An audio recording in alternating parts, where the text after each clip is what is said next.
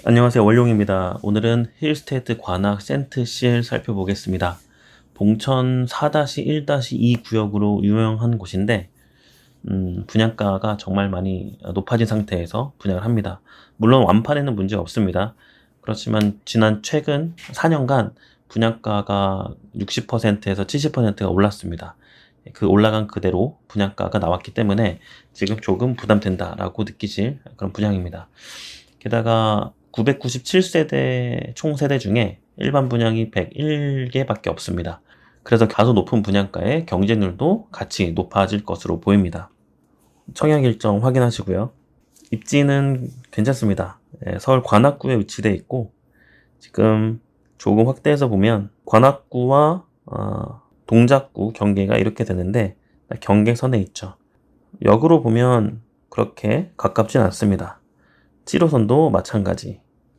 역세권이 아닌 단지, 그리고 언덕인 단지. 얼마 전에 상도 푸르지오 클라베뉴를 분양했죠. 그 위치가 바로 여기 글씨로 가려져 있는데 바로 위에 있습니다. 그 분양가도 후분양으로 꽤 높았죠. 그 정도 분양가는 아니지만 그래도 관악구 내에서는 다소 분양가가 높다. 요약표를 살펴볼게요. 입주 예정은 25년 2월. 전매 제한은 1년입니다. 계약금 10%, 중도금 60% 대출. 예비는 역시 500% 뽑습니다. 5배수. 총세대 997세대 중에 일반 분양 101세대. 특별 공급 절반 제외하면 일반 공급으로 51개 공급입니다. 여기가 초소형부터 84제곱까지 있는데 이번에 일반 분양은 58제곱 2개 타입, 59제곱 2개 타입을 분양합니다. 내부 전용 면적으로는 거의 차이가 없어요. 58제곱 생소하실 텐데 24평형으로 보시면 됩니다. 분양가는 최고층 기준에서 9억, 발코니 확장비 약 2천만원 더하면 전용 5구가 9억 초반까지 간다. 이전에 관악구에서 분양했던 거 보시면 서울대 벤처타운 옆 푸르지오 기억하시나요? 신림선 도보거리는 약간 먼 느낌이 있는 서울대 벤처타운 옆 푸르지오는 당시 7월 달에 분양을 했었고 전용 84 분양가가 최고 10억 5천 정도, 그리고 전용 74 분양가는 약 9억 언저리에 분양했습니다. 그래서 이번 분양가는 서울대 벤처타운 푸르지오 30평형 가격보다 24평형 가격이 더 비싸게 나왔다. 당시 당첨 결과를 보면 접수 건수 대비해서 경쟁률, 가점 최저 커트라인 51점, 60점, 64점, 전용 84는 58, 52점을 형성했습니다. 우선 58A 타입은 일반 공급 2개잖아요. 이 중에서 한 세대는 가점제, 또 한 세대는 추첨제로 뽑습니다. 가점은 한 사람 뽑으니까 70점자가 잘 모르고 청약을 하셨다. 그러면 그냥 가점 컷이 70점이 되는 거예요. 그래서 복불복이 좀 심한 게 58A 타입, 그리고 하나, 이거는 무조건 가점제로 뽑겠죠. 이런 식으로 복불복이 나올 수도 있다라는 겁니다. 58B 타입은요, 가점제가 40%니까 74, 28 올림해서 세 세대가 가점제입니다. 보통 그래서 추첨을 노리시는 분들은 아마 59B와 C타입에 주로 집중하게 되실 거예요. 예상 경쟁률을 놓고 본다면 아주 작게 잡아서 1000명이 접수했을 경우 일반 공급이 51개니까 약 50개로 잡고 20대 1이 됩니다. 2000명이라면 40대 1이 되겠죠. 만약에 5000명까지 간다 라고 하면 100대 1이 됩니다. 그러니까 이런 식으로 최저 경쟁률이 20대 1 정도 무조건 넘어가니까 당첨은 가점으로 쉽지 않다는 결론도 나와요. 이렇게 고분양가의 적은 세대수를 분양하게 되면 평균보다 훨씬 높은 그런 상황들이 발생됩니다. 알고 청약하신다. 호갱노노 지도에서 위치를 보면 이 아래쪽에 관악 센트CL이 있고요. 이 경계입니다. 이 위쪽은 동작구. 얼마 전에 분양했던 상도 푸르지오 클라베뉴, 그리고 상대호 롯데캐슬 파크엘. 이 동네에서는 가장 최신, 그리고 역세권, 그리고 이시연 배우가 당첨 과거에 되었던 노빌리티도 위쪽에 있습니다. 그리고 상도동 더샵, 트레지움 이런 단지들은 신축이 아닙니다. 구축이 되어가고 있는 그런 연식들.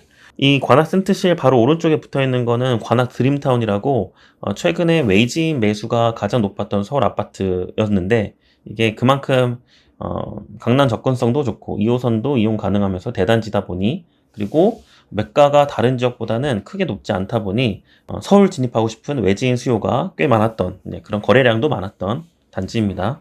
동호수 배치도 볼게요. 전용 84 그리고 59도 거의 다 없죠. 여기서 보이는 거 59 A타입의 1층, 59 C타입과 B타입은 13층, 16층이 보입니다. 나머지 동들도 보면 59 C타입과 B타입이 13층, 15층, 14층 이 정도가 최고 높이, 59 B타입은 저층, 중고층 나와 있습니다. 58타입은 1층. 단지 배치도에서 보시면 주로 남동, 남서향을 보고 있고 일부 1호 라인 이런 것들은 타워형이라서 작은 방들이 북동향을 보게 돼요. 58A 타입은 주방 이쪽이 좀 개방감이 좀 있어 보입니다. 그래도 현관 이렇게 들어오면 식탁 이렇게 놓을 경우 현관과 바로 마주하는 의자가 보일 수도 있겠다. 그 특이사항 중에 하나는 안방에 욕실 보시면 샤워 부스가 없습니다. 변기와 세면대만 있습니다. 물론 샤워기 호스가 별도 세면기에 붙어 있어서 샤워는 가능하겠지만 부스가 없는 것은 팩트다.